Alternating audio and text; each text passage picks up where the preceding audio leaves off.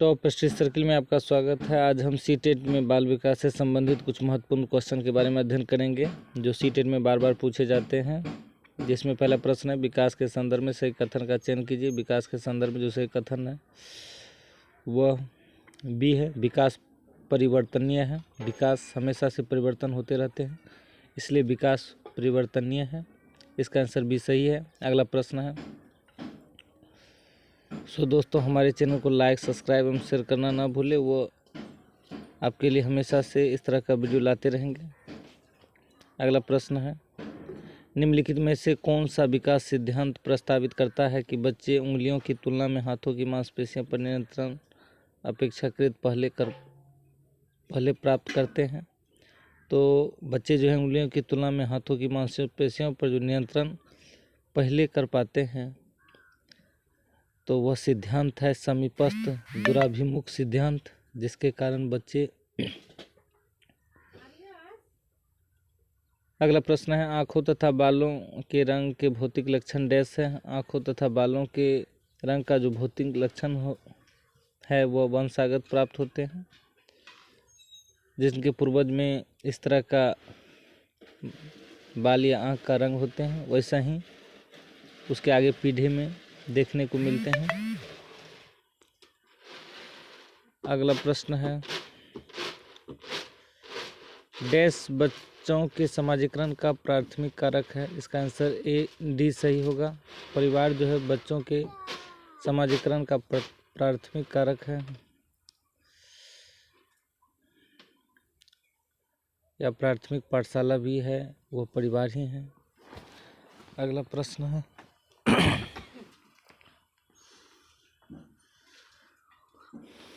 जब कोई बच्चा किसी समस्या को केवल मूर्त वस्तुओं से ही हल करता है तो उस समस्या का समाधान अभिलक्षण किस अवस्था में आते हैं? तो उसका आंसर सी सही होगा, मूर्त संक्रियात्मक अवस्था।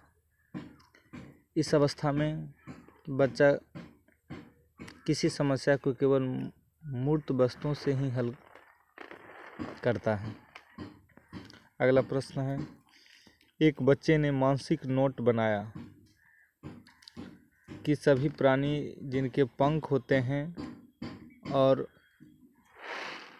जो उड़ सकते हैं पक्षी कहलाते हैं। बाद में उसने एक चित्र पुस्तक में एक चमगादड़ देखा और उसे एक स्तनपायी के बजाय एक पक्षी के रूप में पहचाना। यहाँ वर्णित ज्ञान रचना की प्रतिक्रिया है, वह है आत्म सात्यकरण है, जिसकी वजह से बच्चे चित्र पुस्तक में देखता है और उसके आधार पर उसका वर्णन करता है। अगला प्रश्न है, समीपस्थ विकास का कार्य क्षेत्र शब्द का प्रस्ताव किसने दिया? समीपस्थ विकास कार्य क्षेत्र का शब्द का प्रस्ताव ले वाइगोत्स्की ने दिया और इन्होंने ही ये इस सिद्धांत का प्रतिपादन किया। अगला प्रश्न है, निम्नलिखित में कौन सा बच्चों के संज्ञानात्मक विकास का जीन पियाजे और ले वाइगोत्स्की के विचार के बीच प्रमुख अंतर को सही ढंग से निर्दिष्ट करता है? इसका आंसर ये सही होगा, जहां पियाजे ने बच्चों द्वारा अपनी दुनिया को समझने के स्वतंत्र प्रयासों पर जोर दिया, वहीं वाइगोत्स्की संज्ञानात्मक विकास को सामाजिक रूप से व्यवहित प्रक्रिया के रूप में देखते हैं।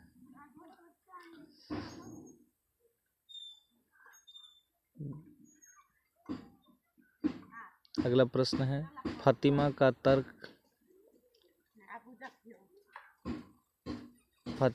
तर्क आपको ईमानदार होना चाहिए, क्योंकि तब आपके माता को आप पर गर्व होगा। फातिमा लॉरेंस कोहलबर्ग के नैतिक तर्क के सिद्धांत के किस चरण के अंतर्गत आती है? तो जो चरण होगा वह होगा गुड बॉय गुड गर्ल अभिविन्यास के अंतर्गत आते हैं। अगला प्रश्न है, निम्नलिखित में से कौन सा कक्षा में उपकारी अधिगम माहौल बनाने में मदद करेगा? इसका आंसर ये सही है। सभी विद्यार्थियों को भागीदारी के समान अवसर प्रदान करना, जो उपकारी अधिगम माहौल बनाने में मदद करता है। अगला प्रश्न है, निम्नलिखित में से कौन प्रगतिशील शिक्षा की प्राथमिक विशेषता है? इसका आंसर सी सही है। लचीला पाठ्यक्रम और कक्षा में मूल्यांकन, यह प्रगतिशील शिक्षा की प्राथमिक विशेषता है। अगला प्रश्न है, हावर्ड गार्डनर के बहुबुद्धिमत्ता के सिद्धांत के अनुसार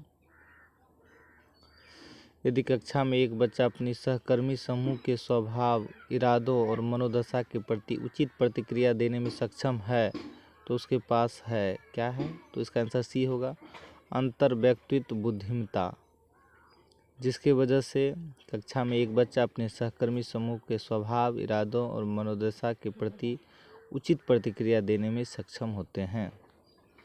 इसका आंसर सी सही होगा। अगला प्रश्न है, उपजीविका की अवधारणा को पढ़ाते हुए मोनिका ने गैर प्रारंभिक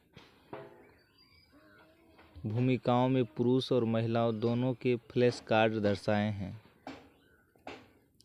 इस रणनीति से किसमें मदद मिलेगी? तो इसका आंसर भी सही होगा, लैंगिक रूढ़िवादिता लचीलेपन को बढ़ावा देने में। अगला प्रश्न है, निम्नलिखित में से कौन उच्चतर कोटि का सोच कौशल नहीं है? उच्चतर कोटि का सोच कौशल नहीं है तो इसमें से जो आंसर होगा वह होगा डी, प्रत्यावहन। यह जो है उच्चतर कोटि का सोच नहीं है। अगला प्रश्न है, निम्नलिखित में से कौन सा मानदंड संदर्भित मूल्यांकन का उदाहरण है? इसका आंसर ऐसा ही होगा, अधिगम के न्यूनतम स्तर के मानदंड पर आधारित एक परीक्षण होते हैं।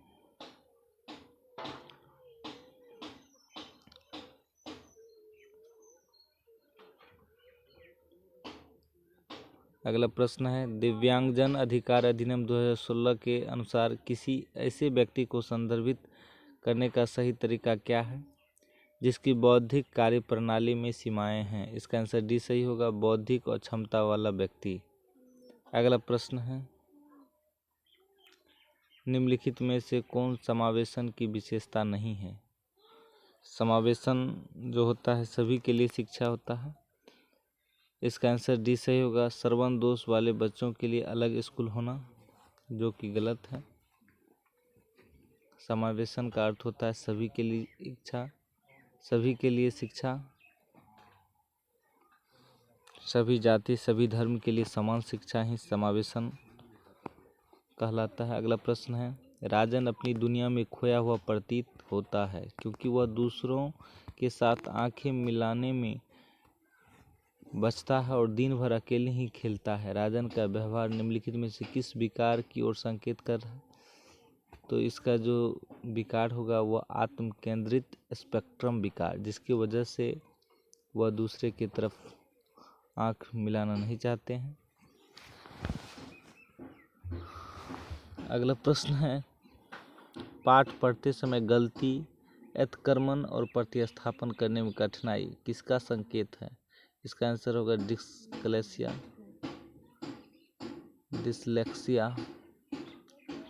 डिसलेक्सिया एक अधिगम विकार है जिसमें शिक्षार्थी निम्न संदर्भ में संघर्ष करता है, शब्दकोश को पढ़ने और लिखने में। अगला प्रश्न है, किस चीज़ के बारे में नए और असामान्य तरीकों से सोचने और किसी समस्या का अद्वितीय समाधान निकालने की क्षमता कहलाती है? वह जो क्षमता कहलाती है वह रचनात्मक है। रचनात्मक क्षमता की वजह से असामान्य तरीके से सोचने और किसी समस्या का अद्वितीय समाधान निकाल पाते हैं।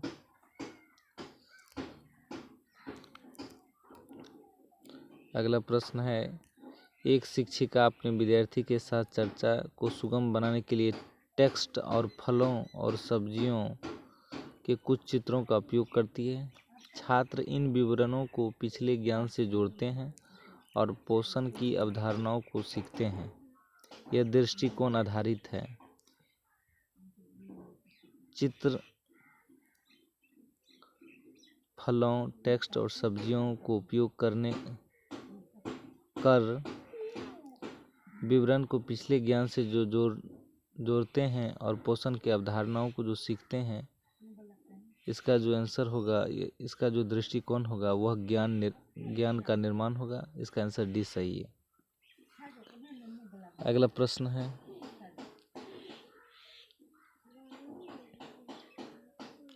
सृजा का दृढ़ विश्वास है कि वह पिछली बार की तरह ही आगामी गणित की परीक्षा में अनुत्तीर्ण हो जाएगी और उसने इस विषय में प्रयास करना बंद कर दिया।